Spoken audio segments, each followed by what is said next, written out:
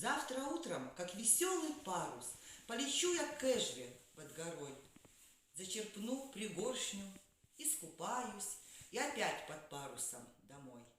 Где в сенях возьму буханку хлеба и большую крынку молока, вот осилю, вырасту до неба, хоть и ниже яблони пока. Хорошо, как будто после бури отдыхает озеро в груди, и приходят праздничные будни. Ты и сам к ним также приходи.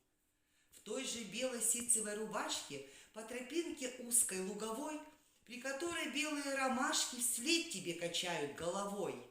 Накошусь до устали знакомой, и по той же узенькой тропе белый цвет ромашек, на которой возвращаюсь, матушка, к тебе. Погляжу в распахнутое небо, в городские выгляну в окно. А давненько придоши я не был под ковшом медведицы